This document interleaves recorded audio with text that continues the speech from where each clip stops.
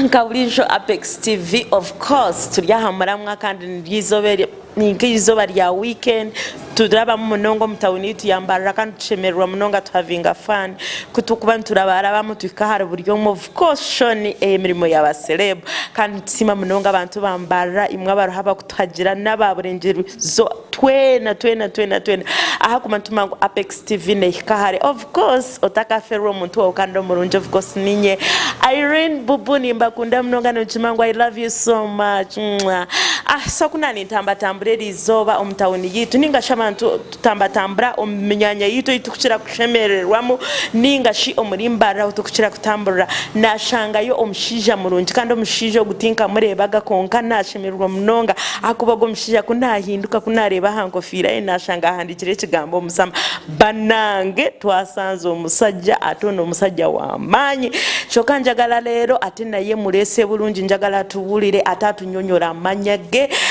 kwegamba we are so happy to have this man tusanyisa okulaba sewo of course nzasinze okusanya kubalaba wow yasinze osanyiko tulaka tusaba otubulira amanyago Musama Vibes Uganda ndi engineer nkola bivulu byonna and businessman Musama Vibes Uganda wow tumuyina butelevu wano mu Western Katorwalero tumuyina wano mu Mbalala yaffe era tujudde bannange mpuliranga omusama naye gwe manyi kintu kye bayita omusama naye sebo kati mpulira oli engineer ate at the same time oli musama obeera wa okolera wa of course omulimu gwange entambula nnyo mbeera mu Kabale mbeera Mbalala mbeera Kampala n'amaka gange amatongole gali Kampala naye gwe okikola otya okulaba nze gw'oli musama nze kwegamba njagala okinyonyola abantu abatulaba wano obulungi omusama kyekiki omusama y'omuntu akola ennyo abeere bulungi good life Sabana bade manyi bana abasama mpulira abasama bava South Africa abasama bava Dubai bava nga manyi bana baleta sente ne tusasanya era leero nyesunzo zirabako tubulireko bannange omusama soko bakwengeri gy'okinyonyola mu bulungi of course ekigambo musama kiyinza okuba nga gwe wokitegeera abantu abagenda ebweru ne bakomawo ne basaasanya oba sina kindi kisobola okuba nga kitegeeza omuntu ali hard working omuntu yena n'akikuba akola n'akikuba Monday from Monday Sunday to Sunday aba musama kati bannaye ndowooza mwewulira bulungi oba mulaba bulungi omusama era nga bw'atunyonyodde omusama muntu akola ate muntu akola ennyo kwegamba alina ssente ze nga yeebeesaawo naye kati ndaba enkofiira eyo ewandiiseeko omusama ate bwentuna bayirawo oli smart nnyo oli smart bulungi weebale kusiima ntunuulira engatto nentunulira jeani nentunulira t-shirt kwegamba n'enkofiira yeewandiiseeko omusama oba bakulaba bulungi bagira bagitegeera bagimanyi naye kati waliwo empisa ate nempulira nti nno ono omusajja gwe mulabira wano omusajja wa bizinesi ate akola nnyo bizinesi bannange ate mukubi wa byivulu kwegamba abaako bivulu byagula biki naye kati naffe tuli basanyufu nnyo bannange oluganda ndoza kundeeta tuli basanyufu nnyo aba Apex TV okuhavinga this man wano we tuli kati njagala otunyonyole ebyo byempulira ebyivulu byogula byokola obikolera wa ate wakitandika otya mpulira oli engineer ate gwokimanaging otya kyonna kyakuwa budde n'omanya nti wemba ngenda kulya mmere time yakulya mmere wemba ngenda kwebaka time yakwebaka wemba ngenda kulya time yakulya kati ekiriwo natandika mpola nga nkola buntuntu nengenda nga mpikinga okola buntu ki obuvulu obwo butonotono muje twesangeyo ku beach buntungo obwo ne tugenda nga twa advancinga kati tulina Kabale we are to planning tulina kye tufumba tugenda kuba Mbalala tuvamba tugenda Arua tugenda Mbale tugenda Soroti iyo program yaffe ekitegeeza obaako like n'abayimbi nze njagala kwegamba neetegereze bulungi oba n'omuntu atulaba naye yeetegereze. Olabika nga bano abantu b'osanga nga alina abayimbi bamanaging, olina omuyimbi gw'omanagingako? Ebintu by'abayimbi ebyo bibadde bisumbuwa nnyo naye nga mpulaninga okubitandika gye bujjako eyo maaso.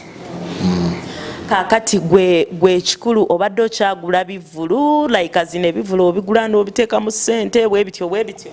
Mu bizinesi ya promotions mulimu abagala okumanaginga, mulimu abagala oteeka mu ssente zaabwe nga ba promoter. So you can either choose one or you can try out a combination of both. Kati mwebyo gwe opromotinga oba oteeka mu ssente no promotinga? Nteeka mu ssente ne promotinga depending on the situation. Depending on the needs of people. Of course osooka no studying environment n'omanya nti oba baagala chameleon baagala bebe cool. Yes, n'omanya oba baagala comedian n'oteeka mu ssente. Ogambye ba bebe cool ba chameleon kati abantu baawo wali obaleeseeko wano mu Western ogambye obeera Kabaale wali obaleeseeko like azinne bajja mu Kabaale abantu ne babalabako ne bamanya nti omusama ye yabaleeta? Twaleeta Spice Diana, twakola ne tiimu yaleeta Chameleon, the boss. Kati ssaawa zino tupulaninga ekivulu tugenda batulina street jam esoose mu Kabaale of course. Tupulaninga oleetayo abanene okuva e Kampala naye ssaawa zino sobola bamentioninga it's too early naye nga they should expect something we are cooking. Wow, this is wonderful. Ate nze nkyagadde nnyo kubanga ne lwaki abantu bwe batyo abasama beekweka mu Kabaale ate nga ffe wano Embalala tetubalaba naye Mukama ono leero tukuleesa ate nange ndi muyimbi gw'olabira wano kati bw'oliba otegeseeko ebivulo making sure nti nange ompitako. Kakati ekirala no nga tukyali wano ate nga tukunyumirwa nnyo ate ng'abamulaba bamuyita Musama. Omusabbu ono ava Kabaale naye Musama gwe ffe abayimbi ba wano ku Western toyinaamu muyimbi gwe wali ogasseeko abo ab'e Kampala? Of course nzize nkozesa abaana bangi lwakuba I believe in promoting talent n'essaawa zino eno of course n'advertisinze Kigezi Search Talent tugenda batufuna abaana abo upcoming tubateeke mu ssente tugenda bakolera video ezakabi from Kampala tugenda bakolerayo audio. Yes, we are promoting local talent. Wow, nabye nawuliddeko ebya mama nabyo biringa bya Search Talent oyina engeri gy'obimanyiko? Nedda ebyange bigenda tandika butandisi. Kati ebyo byogamba ebya Kigezi Search Talent gwagikulembera gwagicreatinzeewo? Nze awandika ne script eyo. Wow. Kino nno kinsinziza amaanyi bannange n'omusajja w'amaanyi naye nyina engeri gye nakulabyeko wano mu tawuni ovuga nnomoroka y'amaanyi. Nedda nadde mu bya kiyaye nazze ku studyinga mbeera eri mu Mbalala tutandika okukikuba lwakuba tulina bye tupulaninga okuteekawo. So ssaawa zino tutambuddemu mu clubs tulaba abantu kye basinga okwagala okunyumirwa nga tuwandika ka script kaffe. So ssaawa yonna tujja basalako. Naye ndabe waliwo emmeeza ze waddugazizaawo n'oddugaza ne bagamba bannange Omusama yayiise Embalala kwegamba buli omu yadde akwesunga okutunulako n'okulaba naye nze Mukama mpadde chance nkuyina wano butele Apex TV ndowooza mutulaba ali ne Irene Bubu Omusama ono banaye tukwagala nnyo. Nze asinga obaagala kyova olaba era navudde gye nvudde yonna nze gye nkikubireko mu Mbalala. Mbalala is a big city. Wow. It's happening, the people are jolly, abantu bamanyi okulya ssente kwegamba it's the place to be. Naye kati mu Mbalala oliddeyo ssente eziwerako okuva lwe wajja? Nziridde zigenze. Oziridde naani? Eyo question eri private mwana. Tesobola kuba private kubanga wano waliwo ebyano ebisheshe ebirungi kati mbuuli owatuuse muno abaana baffe n'obateekamuko kasente. Ndi shy. Sure. Ntya abakazi ndi shy. Kati wulira Omusama atya abakazi bannange nga tukyali awo kale katusooke tuwummuleko tukomewo n'Omusama waffe.